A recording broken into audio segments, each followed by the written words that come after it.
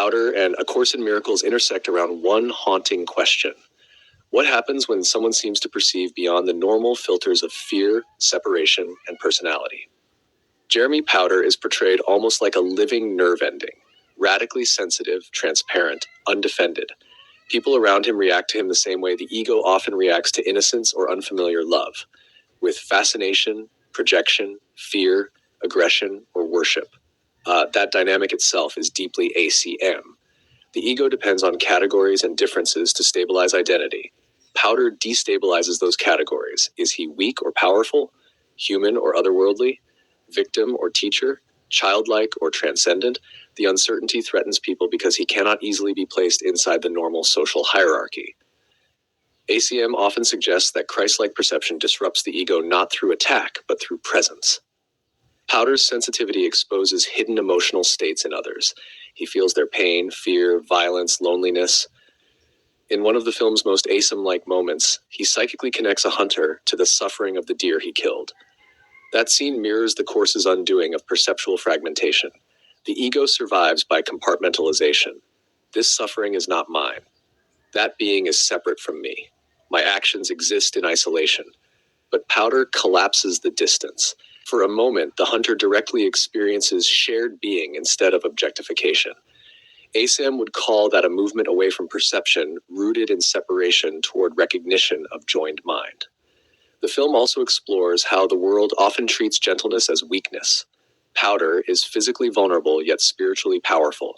The egoic world respects domination, charisma, aggression, status, and conventional strength. Powder embodies almost the opposite: stillness, sensitivity, nonviolence, openness. That inversion parallels ACM's teaching that defenselessness is strength, not weakness. But the movie also carries an important tension. Extreme sensitivity without grounded integration can become overwhelming. This matters because spiritual seekers sometimes romanticize transcendence while bypassing embodiment, psychology, or relational maturity. Powder almost functions as someone whose barriers between minds are too thin for the collective fear around him. ACM's goal is not hypersensitivity for its own sake. It is peaceful clarity. Sometimes people mistake psychic intensity or energetic openness for awakening itself. The Course would probably say love matters more than phenomena. Another major ACIM theme in the film is projection.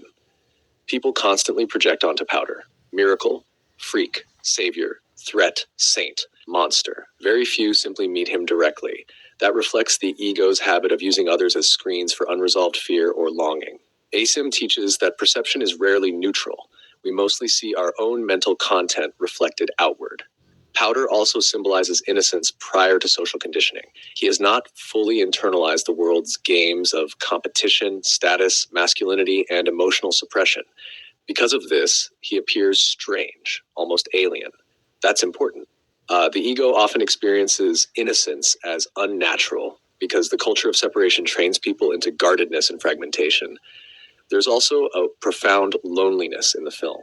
Powder can perceive connection deeply, yet cannot fully participate in normal human relating. In ACM terms, this points toward a paradox.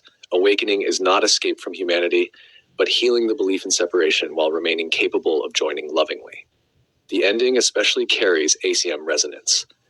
Powder dissolves into light, almost like returning beyond form. It visually echoes the Course's metaphysics.